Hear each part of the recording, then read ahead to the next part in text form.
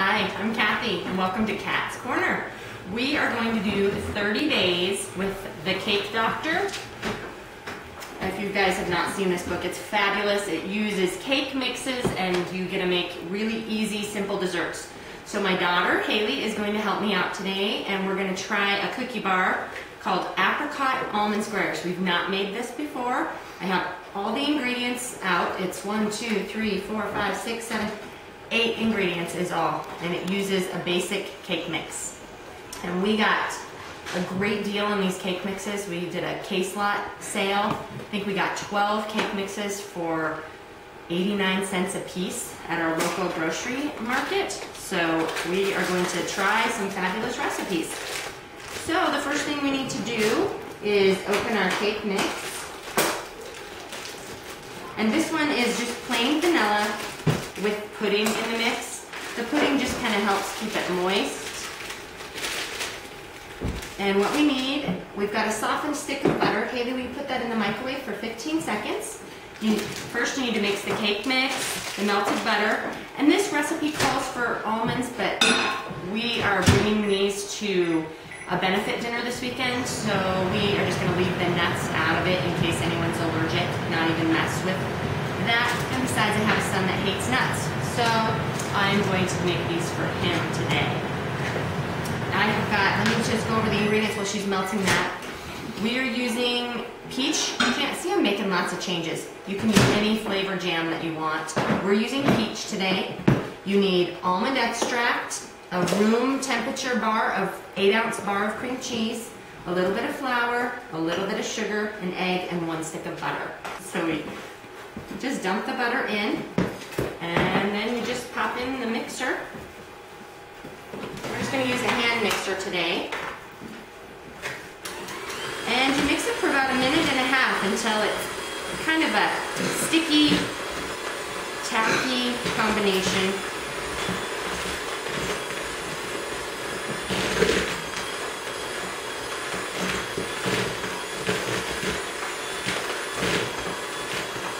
It actually looks like crumbs right now, but when you push it, when you grab some with your finger, you'll be able to stick it together.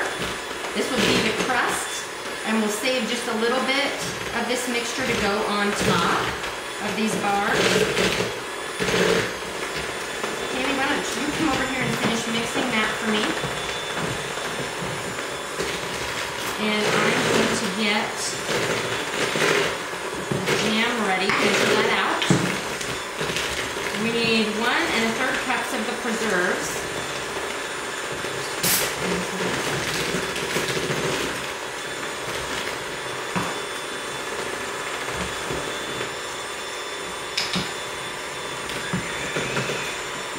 And of course we washed our hands before we started this.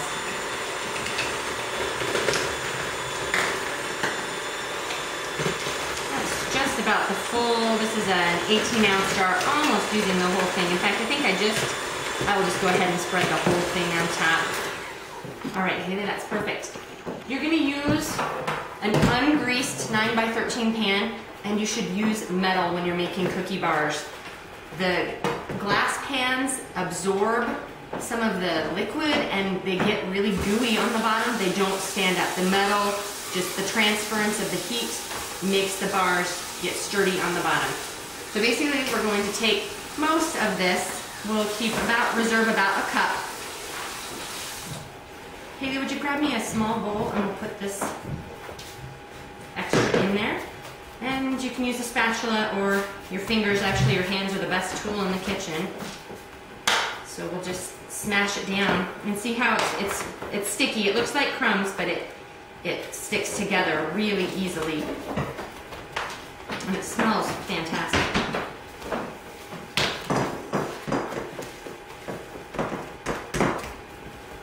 So just pat that down and make it even all the way around.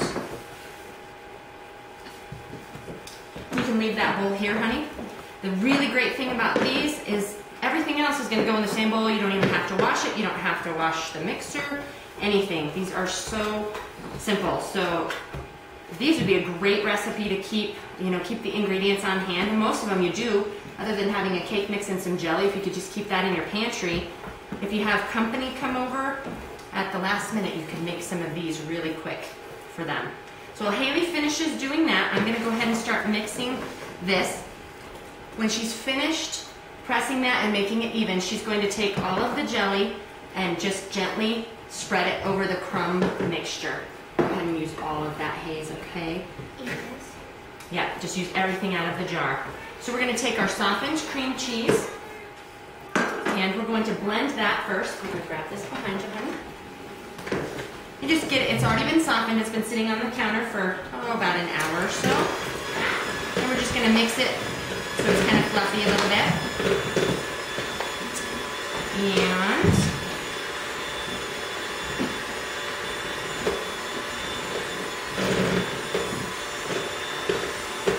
And then we're going to add a 1/4 cup of sugar. I don't just keep my sugar in this little tiny thing, but since it's such a small amount, we're just going to use it from the sugar bowl today. So 1/4 cup of sugar and 2 tablespoons of flour. When you're baking, it's best to measure out the flour and then kind of flatten it off with a butter knife.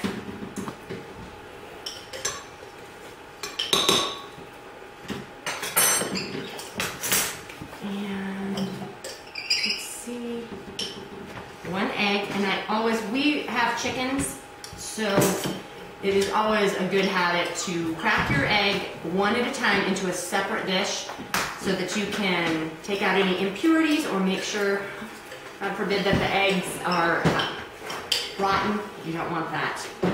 And if you poured it in there, it ruins the whole batter. So 1 egg and 1/2 a teaspoon of pure almond extract. My husband will not love these, but almond is one of my favorite flavors, so I'm going to make this. I will make him a different kind of bar tomorrow. We'll make him lemon bars or something tomorrow. So then you blend this for, about, let's see, it says 1 to 2 minutes. And you want to see it all nice and blended, creamy, no lumps of the cream cheese.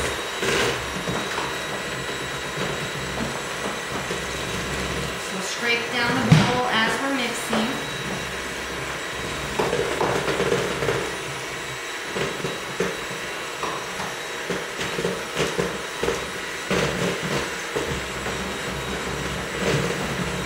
Looking good.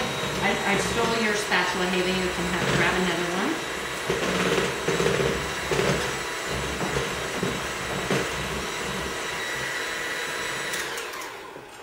Okay, so this. That is what it looks like. It's nice and creamy, and that's just going to go on the top. Okay, are you ready? Almost. Looks perfect. Oh my goodness. And there we go. Okay, so that's what it looks like so far, and now we're just going to pour this over the top and gently so that you don't mix up the jelly.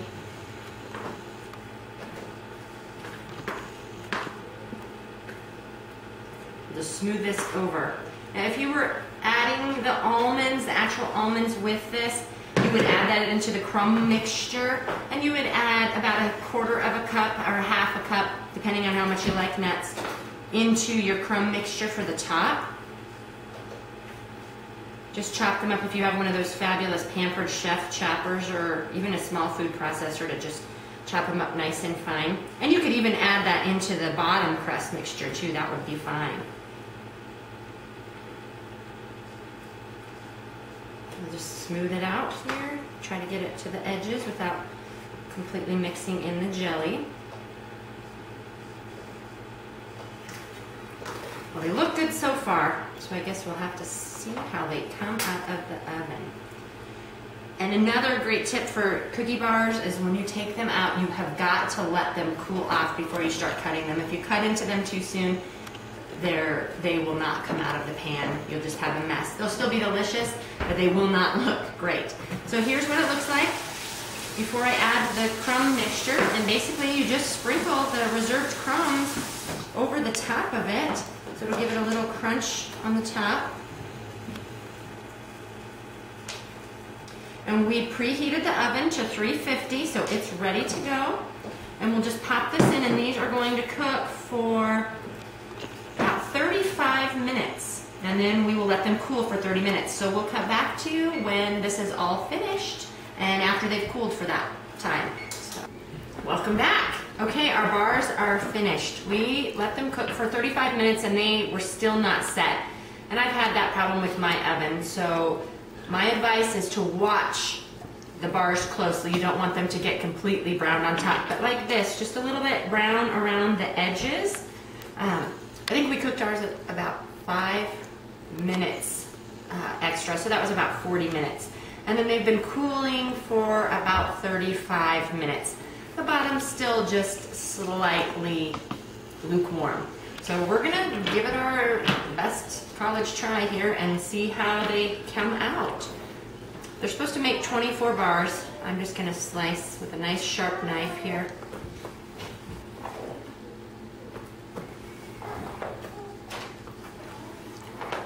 And I didn't do that real even at the end, so Haley and I will taste test off of this end since we are taking these to we're doing a benefit dinner this weekend. I think I said that already. One of our sons is heading to Mexico for a mission trip, and we're gonna do a benefit dinner and try and raise some of the funds for him and some guests, our neighbors, to go. All right, so we're gonna try, and I don't know about you, but it's always hard to get that first bar out. So I cut this last line just a little bit short. That way we can use those as leverage to get the other bars out. Let's see. So there's the bar. Oh, it's pretty good. That first one's a little bit messy, but I'm sure it's still going to taste delightful. Okay, see that there? There's a perfect, nice little bar there. Let me try and get one more out so we can get a better idea of how nice they look. There, that's a perfect one. You can see the layers. You can see the layers on that one, and it looks really good. So we're going to give it a little try. Haley, you want to taste? Okay, let me cut that one. We'll both taste. There you go. There's yours. Oops. A little crumbly, but